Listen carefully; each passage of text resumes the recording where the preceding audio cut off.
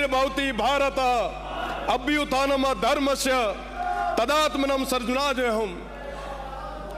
गीता में लिखा है अपनी सीटों पे जाइए। जब जब सदन में धर्म को मिटाने की बात होगी, अपने सीटों पे जाइए। जब जब अधर्म अपने पांव पसारेगा तो श्री कृष्ण ने कहा है मैं अवतार लूंगा और उस अधर्म के नाश के लिए आगे आऊंगा।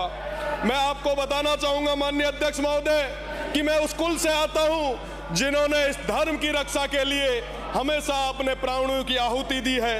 हमारा देश जो एक मजबूत देश है, पर कई पॉलिटिकल स्वार्थी पार्टियां, कई विदेशी ताकतें जो इस देश को तोड़ना चाहती है, धर्म के माध्यम से, पैसों के माध्यम से भोली भाली जनता को गुमराह करके सामूहिक धर्म परिवर्तन जैसी घटनाओं को कारित कर रही है। माननीय अध्यक्ष महोदय, धर्म एक निजी आस्था का विषय है।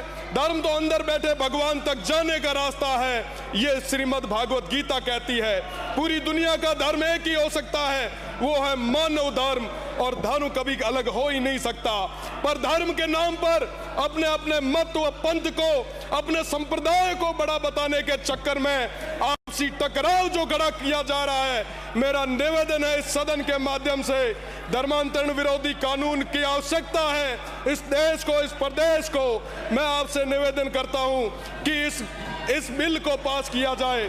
साथ ही साथ इस बिल के माध्यम से तमाम जो बेकसूर लोग हैं उनका राजनीतिक कारणों से प्रताड़ना नहीं होनी चाहिए, ये भी हमारी जिम्मेदारी है। मेरा निवेदन है कि इस तरीके के जो धर्मांतरण करने वाले जो लोग हैं, जो दूषित मानसिकता जो रखने वाले लोग हैं, संस्थागत रूप से जो ये कार्य कर रहे हैं, उनको किसी भी सूरत में बख्शने की जरूरत नहीं है। अभी थोड़ी देर पहले आदिवासी समाज की बात चल रही थी।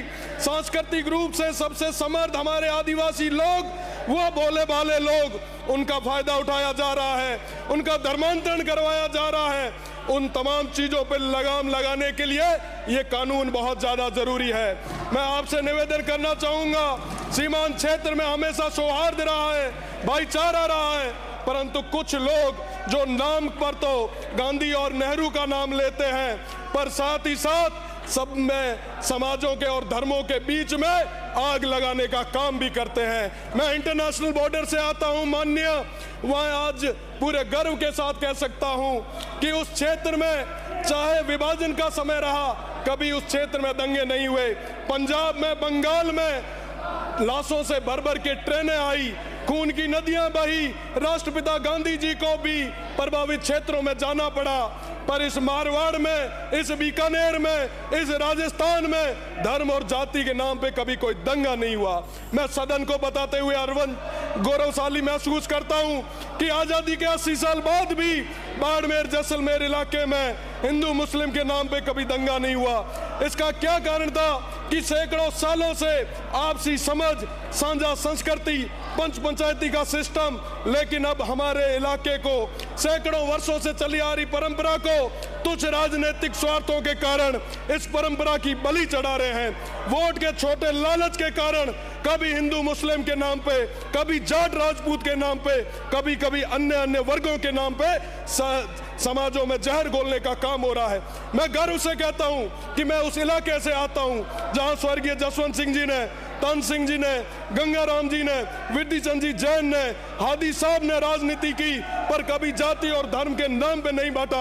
आज मुझे अटल जी की वो लाइनें याद आती है, उन्होंने कहा था सरकारें आएगी, सरकारें जाएगी, पर ये देश रहना चाहिए। मैं माननीय अध्यक्ष महोदय, आज इस मौके पे मेरी बस में बात खत्म कर रहा हूँ। इस मौके पे रामदेव जी को याद करूंगा जिन्होंने सबको साथ में लिया, गारू मेघ जी को याद करूंगा, उन तमाम पीर फकीरों को याद करूंगा जिनके नाम के आगे जनमानस। माननीय अध्यक्ष महोदय।